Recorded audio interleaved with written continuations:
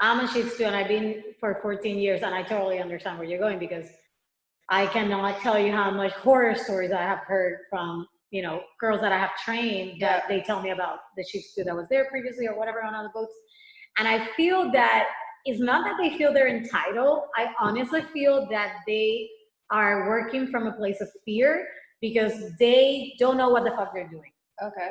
And because they're so lost and they don't have their shit together, then that has to translate as I'm going to become a micromanager, and I'm just going to tell everybody what to do and just freak out on my own and not be a team player, because how can you possibly show up when you're not there? Yeah.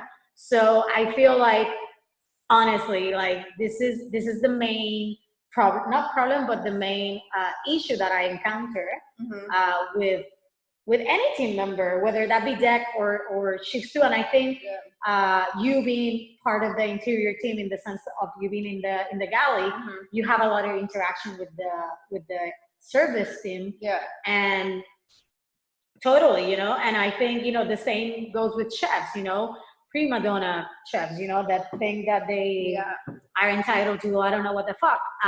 But it's like, we're a team, and I think that a lot of head of departments, they make it to where they are, which honestly, sometimes I don't even know how. Like, the beauty of manifestation, honestly, that's all I can say, because holy shit.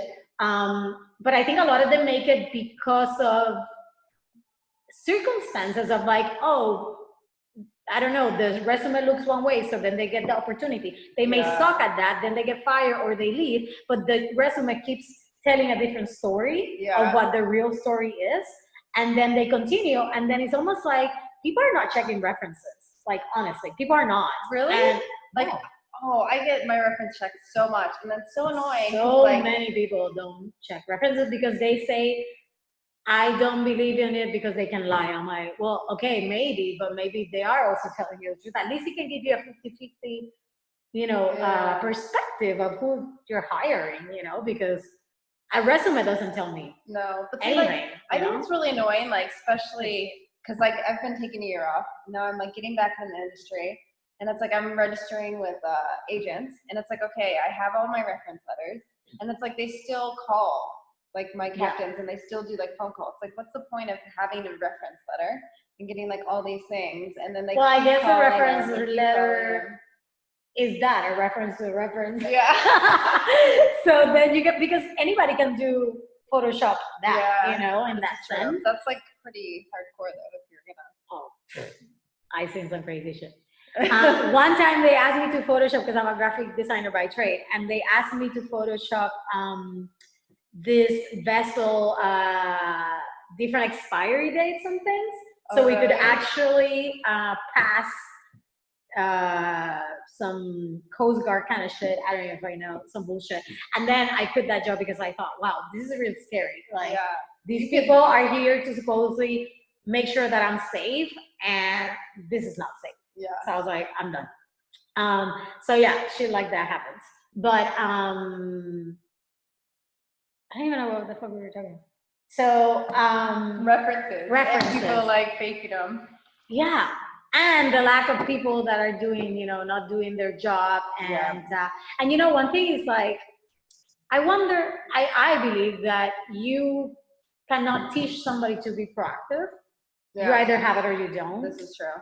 And I think yachting as an industry, you have to be. You have to be. So if it's, if you're hiring somebody, and maybe you have a super laid back program, so maybe that type of people that are not that proactive, that can work for you. But if you're head of department and you can tell that this person is not being proactive within the month, or less really, then, move it on, because it's gonna really take a toll on the team at the end of the day. And I think crew members need to start speaking up more. And a lot of people don't talk about because of, because they don't think they can have a say. But the truth is, you can. This is like your work environment, your family environment at the time. And if you do want to stick around it, you've got to have, everybody has to feel good, And I mean, there's always going to be something that you can work with, but sometimes there's something that you need to transform. Yeah. Literally. Yeah. Transform the crew member out and Exactly. bring anyone Yeah. in. So what else coming up for you? I don't know. But yeah.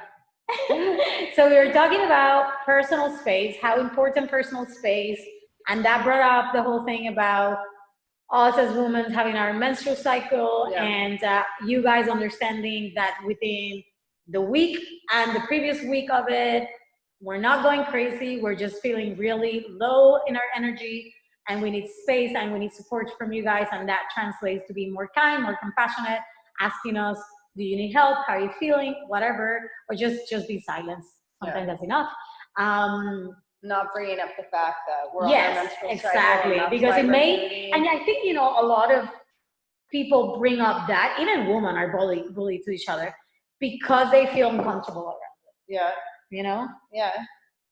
And it's like, that's what it is, you know? It's like, okay, I'm in your face, I'm showing you something that is uncomfortable, so you're gonna freak out. You're gonna resist it. Yeah. And in resistance, there's like this thing of like, I don't know how to handle it, so I'm gonna bully you. Yeah. Definitely. And that happens not only for our menstrual cycle, for any emotional encounter that a lot of people have, that people don't know how to handle, so they just bully somebody because that takes away they think, you know, that's going to take away that's how they deal with it. Yeah, exactly. I don't know. So, and then from there, we went into the lack of proactivity of some crew members, and how that can affect the team, and how head of housekeepers, head of departments really need to start showing up and making decisions. And when you make a decision as a head of department, you need to take into consideration your entire fucking team. Okay, this is not about what you think, what you need. This is about what the team needs. So I cannot say how important it is to have crew meetings about this. Yeah. And you know, like this comes from the captain. So many captains don't even do crew meetings for the most part. You know, they might have one or two, but there's not that thing, you know. There should be more. Yeah, and there should be more open conversation. And I think too, when like the head of departments are the ones that are slacking, like it reflects further down the team, you know, because you're like, oh, well, they're not doing their job, so like you don't have much motivation to put like pride into your work, because you kind of see other people slacking off. So yeah, so it's like, why would I do it if they're not doing it? My effort is gonna be counterproductive in a way. Yeah. So yeah, and I think, you know, as individuals, obviously you should have your own standard and know your boundaries within that standard, but your environment affects you. And the fact that, you know, people in management need to stop being managers and start to become leaders, because a leader inspires, a manager controls. And we don't need more fucking control freaks. We need people to lead. We need people to lead by example. We need people to inspire us, to be more creative, to do our job better, you know, to really be fully present. And we're lacking that in the industry so much, in so many levels. And the cool thing though is that you can be a leader even if you're not head of department. Yeah. And that is going to take that's going to really help the environment that you're in, you know, because a lot of us as crew members, we say, well, we don't have a big saying, we don't have a big effect on the crew. Well, you fucking do. Yeah. Even if you believe you don't, you do. So you as a crew member, even if you may not be head of department, you can really do that. Inspire people, exactly. And then the other crew members will do that. And then maybe even the head of department will get inspired to do that. Because the truth is, some people are not going to be leaders. Yeah. It's just not in them. They don't want to inspire other people. Although I believe, you know, humanity really, honestly wants to do that, you know. Yeah. But some of us may not be, and that's okay. So at least other people under them could potentially help them to get that fuel that then the other people can't work with. You know? All right. I don't know what else is coming up for us. This is a very spread out conversation, but I think it all wide topic. Yeah, and I really think it's very important, you know, to understand personal space, how that affects you, how to interact with emotional, what do you call it? Environments, you know, how to and honor those environments, you know, respect your like other people's and on the boat as support them, well. exactly, and how to become a leader and stop being a manager. You know? And how you can become a leader, even doesn't matter where you are in the not hierarchy, but you know, in the ranking. Yeah. Whatever in the crew. So yeah, what else is? I think too, like sometimes like department leads, like we're talking about chief stews. I think a lot of times people stay in this industry longer than they want, and then when they get to that point, then they're bitter, and then it like reflects on the boat so bad, and it's like they need to leave and they don't want to, or like financially they didn't save enough in yachting over their career, so they have to stay in. So yeah, I think that's like another thing too that kind of happens. No, totally. And for all of you guys that are in that position that you didn't create an exit plan, because let's be honest, yachting is awesome, but it's not forever. No. I mean, some of us try to keep it forever, you know, like, but I'm 35 and I said to myself, fuck, I don't want to be that 40-something-year-old stewardess, you know, but who knows, I may be. And but, how long have you said you've been doing this, 15 years? 14, yeah. 14 years. Yeah. So you've had to renew your STW twice, or you? Yeah. Wow. Yeah, that was fun. But it was, but what I do want to say about that is that creating an exit plan is very important. Yes. And honestly, like I have created so many of them, and none of them have worked out the way I planned. And for me was the biggest exit plan that helped me in that transition, even though I may still be in the industry, is freelancing. Yeah. And honestly, when you are in that space where you may not know what to do, but you still want to tap into the industry, maybe because it's something that you're comfortable with. Yeah. Exactly. It's easy because you know what to do and you need the money because it's good money, it's fast and quick. Although, I mean, it's a lot of hard work, but you're used to it. It's freelancing because you get both. Yeah. You get the time off, so you're refresh every time you come to a new vessel, so you know there's an exit time. Yeah, you can see the light at the end of the tunnel. You don't get involved in the crew drama. You're just like, oh, you're out there to do your work. Exactly. So instead of becoming bitter and like being in a place that you truly don't want to be, honor that and start freelancing. Seriously, it's like it's the best next thing for those who are in that transition, I think. And I think that's like a lot of things when people leave the industry, but they still need the money. Like I think that's when they go into the freelance. It's like, okay, well, try to set something else up, but like still need a little cash. So like dip in and out when you want, and still like have your freedom, so you're not like committed to the boat. Exactly. So, but you're not that bad apple souring the crew environment, you know, because some people do want to be there. Some people do feel excited about their job and they want to become permanent, or they are permanent. Because I remember when I was permanent crew for 10 years and I loved it, and that's what I thrive for, and I wanted to be there. And when somebody didn't want to be there, it's like, fuck off, go away. Yeah. You know, because you're ruining my vibe. Exactly. And that's not cool. So now when I freelance, I go with the highest vibe, and I'm like, I'm here to help, I'm here to support you guys, and sayonara, you know what I mean? Because I know I cannot do this for longer than a month, but because I need my personal space, because I'm in a different mindset now, but definitely I don't bring down the crew in that place. And especially you guys that are wanting to leave a boat and haven't left, leave. Yes. Leave, and if you haven't, then, you know, if you haven't said that you're gonna leave, but you have a time frame that you want, please do your best, you know, leave on a high note. Don't start complaining and complaining and complaining, because that really affects the crew that want to stay around, and we don't need your shit. No. So, and I'm sure I'm one to blame. I'm sure I've done that shit. I remember somebody called me out, and they're like, oh, you know, like, we don't need this shit from you. I was like, oh my God, I'm so sorry. It's true. No, you don't need this shit. And I was like, no. And I changed how I was interacting, and it brought the crew back up, because it's true. Like, I don't need, you know, we don't need to because it doesn't work for us doesn't mean it's not working out for others. Yeah. And we're basically constantly telling them how shit is their work environment when in fact for them is awesome. Yeah. So we're the bad apple for them. I think too, a lot of times with like longevity, like it's great on boats, but I think sometimes when you've been on a boat like really long too, you kind of get like comfortable in your situation. When new crew comes in, they're more like vibrant and like more Totally. they like totally change the crew dynamic and like almost lift people up. Because like when it's been like longevity and like the same crew for a really long time, it's like you get stagnant. Which is so funny because like I remember we were super busy on this boat, and we were a really tight crew, but the interior kept changing quite a lot. Yeah.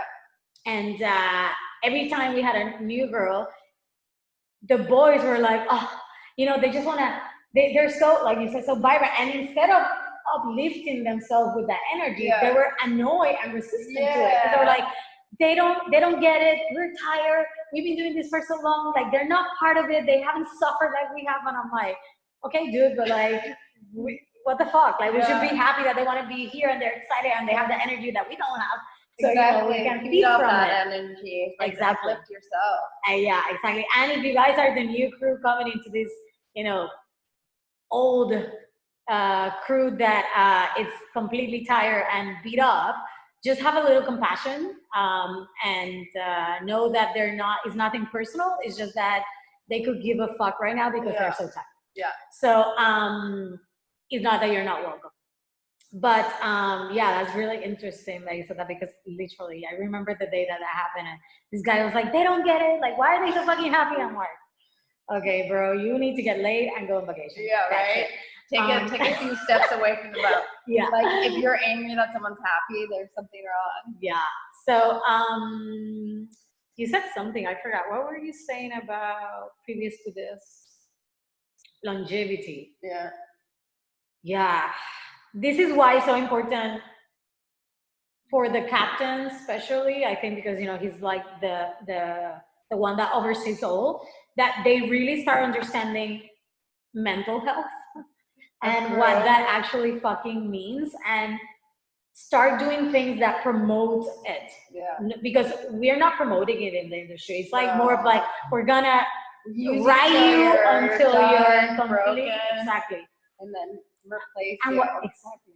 And what's the point? I think now the industry is changing a lot, and like rotations becoming more and more common, because owners are realizing that it's good to keep the same crew, and to keep the same crew, they have to give them more time off. So there's a lot of rotation, but then I was looking at these posts where people were talking about rotations, and the people that were on rotation, they were complaining because it wasn't really rotating, which I don't really understand. But I was like, dude, if you're getting some time fucking off in the middle of the season and you still have a job and it's permanent, that's pretty good to me. Yeah. Instead of like being constantly, because also you don't get time off until like a year after, Yeah.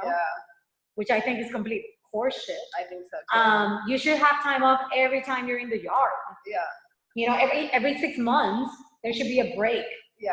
For people, where you rotate, and then it's like, okay, I get it. Not everybody can go at the same time, but make it so there's always people in each department, and you can rotate, and then you can like refresh. Because a lot of times during the season, you don't even have time off. No.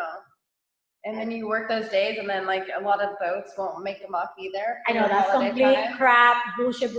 Yeah. Like, we need to, this is why it's so important to get on contracts and ask what you need and want. And if they're not willing to give it to you, don't work for them. I agree. Because a lot of people think they have to take what they're giving. No, you don't. No. You need to ask. If you don't ask, you don't get. That is the reality of things. And like, I saw this because I met this captain, and I worked with this captain, and his contract was completely different from ours. Oh, okay. Yeah. And I was like, wait a second, how the fuck are you getting that, but we're not getting this? Yeah. He said, well, you didn't ask for it. I'll say, you motherfucker. You're the captain. You should be looking after the Exactly. crew. But at the same time, I was happy that happened, because I realized I have a fucking saying. Yeah. I can ask for what I want. Yeah. And if they're willing to give it, great. If they're not, then I'm not willing to work for you. Yeah. Because somebody else will be giving that to me. Yeah. So now, that's what I do now. I just ask, and I'm like, if this is what I want. If you're not willing, then find another boat. Exactly. I think it's also like bullshit too that like in the industry when we take our holiday, like if the boat's in the shipyard and you would be getting weekends off and you take your holiday, like those days count against your holiday. Fuck that. That's not, you're working on the yard. Yeah, That but I shouldn't mean, work. like normally when the boat's just sitting and like there's no owner use, you're working like 8 to 5 or whatever the Still hours work, are. yeah. But then if you take a holiday over that time, then they don't just count as like 5 days holiday and like don't like give you the weekend days. You know, it's like your holiday. They count the weekend days as holiday time. So Have it's you like, had that on boats? no, thank God. Okay. Yeah. But that's fucked up. Yeah. Because they're your like, holiday is your holiday you're and your away from weekend the off is your boat. weekend off. Yeah. And honestly, they probably even owe you more than the weekends you're getting on the yard. Yeah. If we start counting, you know, like I remember one owner who said to me, you know, I told him, this is what I want, you know, as a freelance, because I used to work for him permanently. And then when I came as a freelance, like, no, my salary changes, you know, this is what I do daily. And he was like complaining. And I said, let's break it down to hourly. Yeah. And then I showed him, I was like, do you really fucking think this is enough for what I do? No. No, it was complete bullshit, because if you're working 21 hours, 15, 17 hours, you're getting fucking pennies for what you're doing. So it's cool if you're getting 8 to 5, but honestly, how many of us really get 8 to 5 for the most part? Yeah. We don't. No. So not even in the yard sometimes, you know, because they're trying to crank a yard period in one fucking week. Not possible. So I really hope this video, some owners can see this so they can start understanding us better. Yeah. But yeah, man, like owners also need to get more involved into understanding what crew needs and does and how they need to be supported, because, and this comes down to the captain and teaching them this, you know, because I think a lot of time, like owners think we do nothing though. Oh my God, yeah. They're just like, okay, well, like you guys don't work when we're not here. Yeah, like, exactly. You're only working when we're here, and it's like, no, we work full time when you're not here. There's still stuff going on in the boat. Exactly. So I think a lot of owners like don't really understand that. Yeah, I told that to the last owner in the Med this past summer. He said, "Oh, I'm leaving for 3 days. You have time off?" I was like, "No, we don't." Yeah, we're like, we have to move the boat around. We have to we are moving the boat for 2 days, Yeah. which means watches every 4 hours. Yeah. We're doing this. We're turning it around. I was like, "Thank you, but that's not time." Yeah. I was like straight up with him, and he was like, "Yeah," like no. It's like, I appreciate the thought, but it's not true. Yeah. They're like, if you give us a little more time, maybe we'll get a day off before you come back. Oh my God, it's crazy what the shit that they do, but they only do it because captains allow them to. Yeah. That's the reality of it. So yeah, I don't know. What do you think? Is this a wrap? Do you feel good? Yeah. Is there something else you want to share? No, I think we covered pretty much everything. Yeah, we talked a lot about a lot of things. Yeah. And I hope this helps in one way or another, or at least you got to laugh. Yeah. And this girl here has an awesome social media that cracks me up every time. So what's the Instagram page? Stuck at Anchor. Stuck at Anchor. If you want a good laugh, check it out. Yeah. And because it's so sad at the same time that I'm laughing at shit that is real. And, you know, I'm like, fuck, that's my life. But I think, but I think it also kind of brings a lot of perspective of the reality of it, and like the fact that, yeah, we can laugh about it, but then also kind of bringing, you know, what do you call it? Change, you know, into of like, history. Yeah, into like, oh, you know what, this is not okay. You know, we can laugh about it, but this is not okay. Like, what can we do to change it, you know? Yeah. So anyway, I'm Marianne from Yacht's Mermaid, your host for Uncensored. This is Megan and Stuck at Anchor. If you want to find her. I'm also going to put her email if you need a sous chef or a chef for freelancing. Perfect. And so you can find her. And if you have a story or an inspiration that you want to pass on, or any wisdom, or something that you want to talk about and be part of the show, just please email me on the link below. And that's that. That's a wrap.